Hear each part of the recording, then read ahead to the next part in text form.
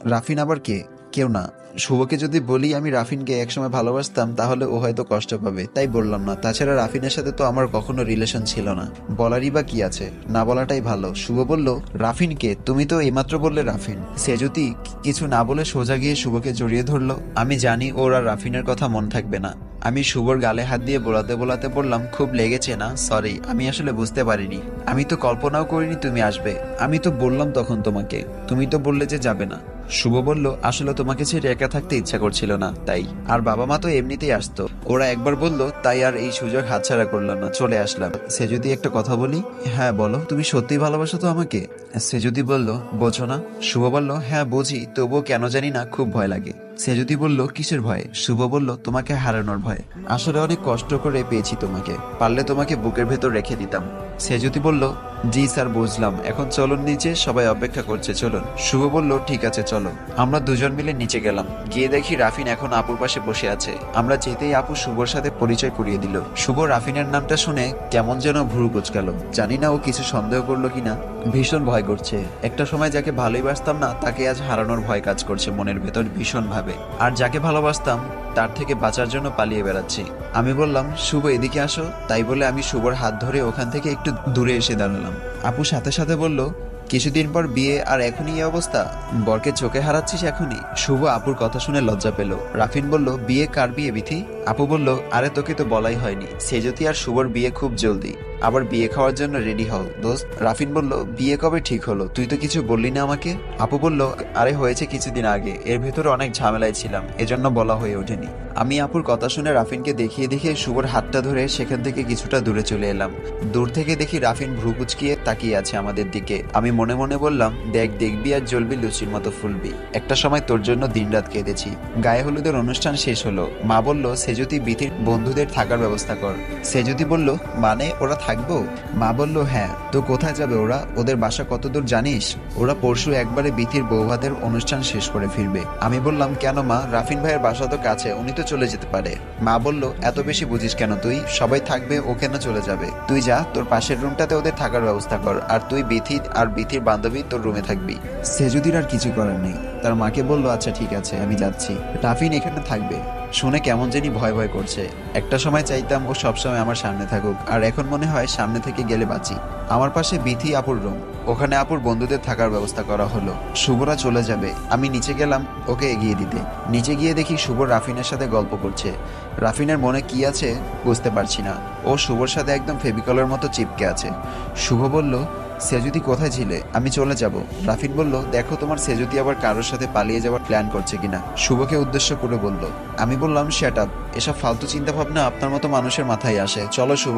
আমি শুভকে নিয়ে এক সাইডে গেলাম। শুভ বলল, কি ম্যাডাম, কোথায় ছিলেন আপনি এতক্ষণ? আমি বললাম, শুভ আমাকে নিয়ে চলো, আমি আজ রাতটা থেকে কাল সকালে চলে আসবো আবার। শুভ বলল, কেন? সেজুতি বলল, তোমাকে ছাড়া থাকতে ইচ্ছা করছে না। আসলে রাফিন আমাদের বাসায় থাকবে, আমার ভয় করছে ও আবার যদি কিছু করে। এই বিয়ে বাড়িতে কাকে কি বলবো আমি? আমরা দুজন কথা বলছি, সাথে সাথে মা চলে এলো। শুভ বলল, মা আমি সেজুতিকে নিয়ে যাব, ও কাল সকালে চলে আসবে। শুভ আমার মাকে মা বলে ডাকে। মা বলল, সেজুতি একটু শোন। আমি বললাম, হ্যাঁ মা, আসছি। মা আমাকে এক সাইডে নিয়ে গেল। মা বলল, সেজুতি তোর কি মাথা খারাপ হয়েছে? কিছুদিন পর তোর আর শুভর বিয়ে, আর বিয়ের আগে শ্বশুর বাড়ি যাবি, মানুষ কি বলবে? তুই শুভকে বারণ করে দে, তাছাড়া বিয়ে বাড়ি কত কাজ জানিস। আমি বললাম, কিন্তু মা। মা বলল, কোনো কিন্তু না, তুই এখনই শুভকে বুঝিয়ে বল, ও বুঝবে। আর ভালোভাবে বলবি যাতে ও কষ্ট না পায়, এমনিতে ছেলেটা অসুস্থ। আমি মাকে কিছু বলতে লাগলাম। মা বলল, আবার মামা করিস না, তোকে যা বলছি তাই কর। আমি শুভকে বুঝিয়ে বাড়ি পাঠিয়ে দিলাম। ওকে তো থাকতে বলতে পারছি না, কারণ ওর শরীর খারাপ। আমি রুমে ফিরে ফ্রেশ হয়ে একটু ছাদে গেলাম হাঁটতে। দেখলাম কেউ একজন দাঁড়িয়ে আছে এক কোণে। মনে হচ্ছে যে দাঁড়িয়ে আছে সে কাঁদছে, বারবার চোখ মুছছে। আমি কিছুটা কাছে যেতেই দেখলাম ওটা আর কেউ না, ওটা রাফিন। যেখানে বাঘের ভয় সেখানেই রাত পোহায়। আমি ওকে দেখে পা টিপে টিপে চুপি চুপি সেখান থেকে চলে আসছি। ঠিক তখনই ও বলে উঠলো, অনেক অনেক শুভেচ্ছা। বিয়ে ঠিক হয়েছে বলনি তো? চোখ মুছতে মুছতে বলল। আমি বললাম, কে আপনি যে আপনাকে বলতে হবে? শুভ আমাকে ভালোবাসে, আর আমিও। রাফিন বলল, ফেসবুকে আমাকে ব্লগ দিয়েছিলে এই জন্য? সে যদি বলল, সেটা আমার একান্তই ব্যক্তিগত ব্যাপার। কথাটা বলে আমি সেখান থেকে চলে আসছি। ঠিক তখনই রাফিন এসে আমাকে জড়িয়ে ধরে হাউমাউ করে কাঁদতে লাগলো। আমি যেন আকাশ থেকে পড়লাম একেবারে। ওর মতো একটা মানুষের চোখেও পানি আসতে পারে এটা ভেবে। রাফিন বলল, সেজুতি আমি তোমাকে ভালোবাসি। আমি বললাম, ছাড়ুন বলছি, আমাকে ছাড়ুন। আপনার মতো একটা শয়তানের মুখে ভালোবাসি কথাটা শোভা পায় না। আর তাছাড়া আমি শুভকে ভালোবাসি। আমি ওকে ধাক্কা দিয়ে ছড়িয়ে দিয়ে চলে যাচ্ছি। রাফিন বলল, দাঁড়াও সেজুতি, কিছু কথা ছিল তোমার সাথে। আমি বললাম, আপনার মতো মানুষের কথা শোনার মতো কোনো সময় নেই। রাফিন বলল, প্লিজ সেজুতি, একটা সময় আমরা তো খুব ভালো বন্ধু ছিলাম, তার জন্য হলেও আর তুমি 5টা মিনিট আমাকে দাও, একটু শোনো আমার কথাগুলো। আমি বললাম, ঠিক আছে বলুন। রাফিন বলল, তুমি কি ভাবতে সেজুতি আমি তোমাকে ভালোবাসতাম না? আসলে তুমি তখন খুব ছোট ছিলে, সেজন্য আমি কখনো আমার ভালোবাসার কথা প্রকাশ করিনি, যাতে তোমার পড়াশোনা নষ্ট না হয়। আমি তোমাদের বাসায় বারবার আসতাম শুধু তোমাকে একটাবার দেখার জন্য। ব্যতীত বাহানা ছিল মাত্র। তুমি আমাকে আড়াল থেকে লুকিয়ে লুকিয়ে দেখতে, আমি সেটা সবসময় লক্ষ্য করতাম।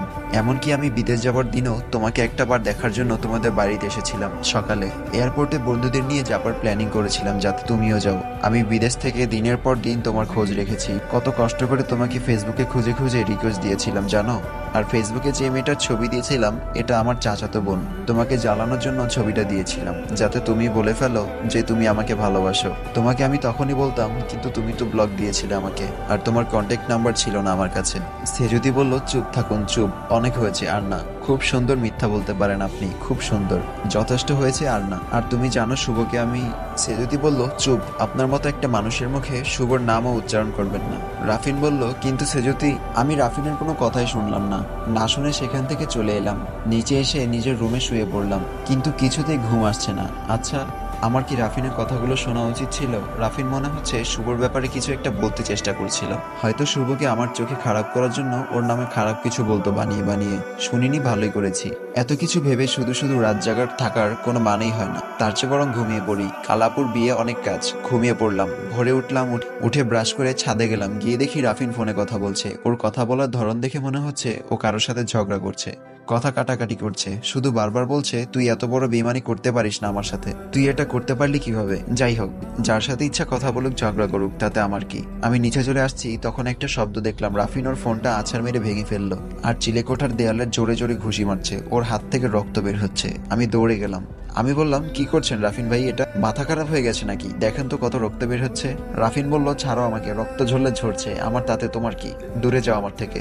আমি আর কোনো কথা না বাড়িয়ে উঠে এলাম সেখান থেকে। রাফিন বলল, সেজুতি দাঁড়াও। রাফিন দৌড়ে এসে জড়িয়ে ধরলো আমাকে। আমি বললাম, ছাড়ুন আমাকে, কেউ দেখলে খারাপ ভাববে, ছাড়ুন। আমি ধাক্কা দিয়ে রাফিনকে সরিয়ে দিলাম। রাফিন বলল, সেজুতি, শুভ তোমাকে কবে থেকে ভালোবাসে? আমি বললাম, ও আমাকে অনেক ছোট থেকে ভালোবাসে। রাফিন বলল, আচ্ছা সেজুতি, তুমি একটা কথা কখনো ভেবে দেখেছো? সেজুতি বলল, কি? রাফিন বলল, যে মানুষটা তোমাকে ছোটবেলা থেকে ভালোবাসে সে তোমাকে সেই ছোটবেলা থেকে তোমাকে প্রপোজ করার আগ পর্যন্ত কতবার দেখেছে? তুমিও বা কতবার দেখেছো ওকে? আমি বললাম, আমি ওকে আপুর বিয়ের আগে একবার দেখেছিলাম, আর কখনো দেখিনি। রাফিন বলল, আচ্ছা সেজুতি, যে মানুষটা তোমাকে এতটা ভালোবাসে সে তোমাকে না দেখে 10-15 বছর কিভাবে কাটিয়ে দিল?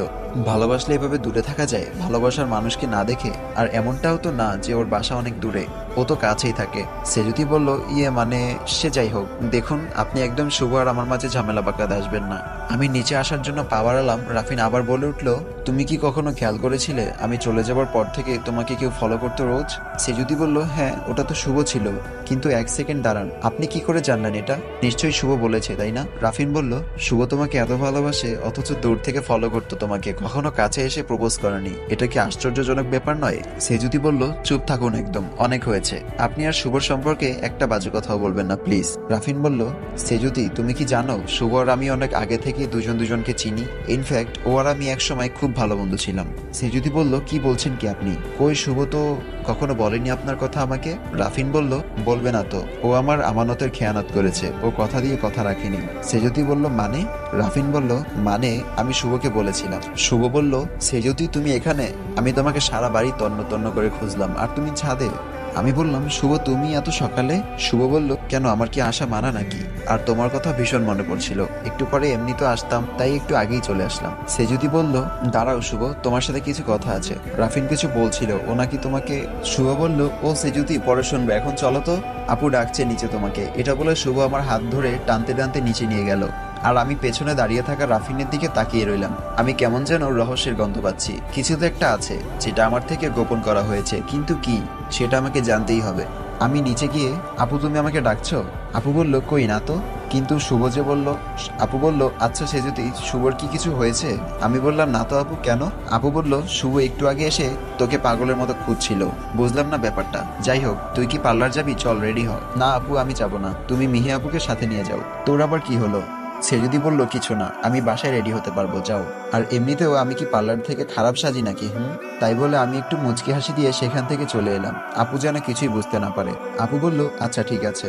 আমি নিচে যাচ্ছি, সাথে সাথে শুভ আমার হাতটা টেনে এক সাইডে নিয়ে গিয়ে আমাকে জড়িয়ে ধরে বলল, চলো না সেজুতি, আজকে আমরা আমাদের বিয়েটা সেরে ফেলি। আমি বললাম, কি বলছো, মাথা ঠিক আছে তোমার? শুভ বলল, কেন, ক্ষতি কি? রেজিস্ট্রিটা করে রাখি। আমি বললাম, আর তো মাত্র 1 মাস, এত তাড়াহুড়োর কি আছে শুভ? তাছাড়া আমি পালিয়ে যাচ্ছি না কোথাও, বুঝলে? শুভ বলল, রেজিস্ট্রিটা করে রাখলে সমস্যা কি?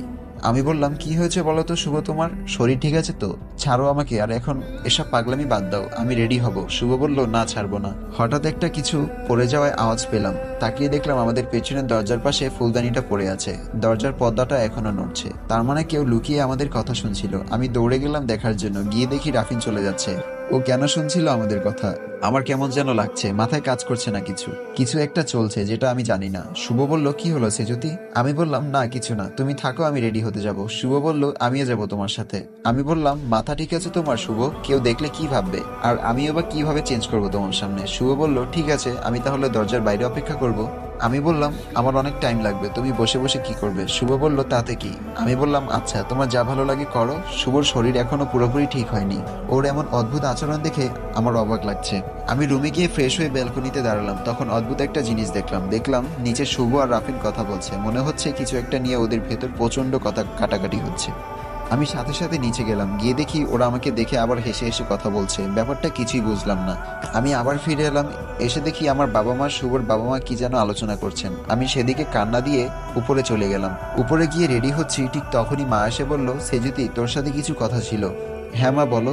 মা বলল, সেজুতি, শুভর বাবা মা চায় আজকেই বিতির সাথে তোর শুভর রেজিস্ট্রিটাও হয়ে যাক, তুই কি বলিস মা? সেজুতি বলল, মা এই কথাটা শুভর বাবা মায়ের নাকি শুভর? মা বলল, যারই হোক, আমাকে বলল ওর বাবা মা, এখন তোর কি মতামত তাই বল। আমি বললাম, মা, আমি দরজার দিকে তাকিয়ে দেখলাম রাফিন মাথা নাড়িয়ে আমাকে না করতে বলছে। মা বলল, কি হলো, চুপ করে আছিস কেন, কিছু বল। আমি বললাম, মা, আমি একটা জিনিস বুঝলাম না, এত তাড়াহুড়োর কি আছে মা? আর বিয়েটা কি ছেলে খেলা নাকি যে বললাম আর হয়ে গেল? দেখো মা, আমি এভাবে বিয়ে করতে পারবো না। মা বলল, এটাই কি তোর শেষ কথা? আমি বললাম, হ্যাঁ মা। মা রুম থেকে চলে গেল, সাথে সাথে রাফিন রুমে ঢুকলো। রাফিন বলল, থ্যাংক ইউ সেজুতি আমার কথাটা শোনার জন্য। আমি বললাম, আমি আপনার কথা রাখার জন্য কিছুই করিনি, আমার যেটা ভালো মনে হয়েছে সেটাই করেছি। আপনি যদি ভেবে থাকেন আপনার কথা রাখার জন্য এমনটা করেছি, সেটা আপনার ভুল ধারণা। রাফিন বলল, সেজুতি তোমার সাথে কিছু কথা ছিল।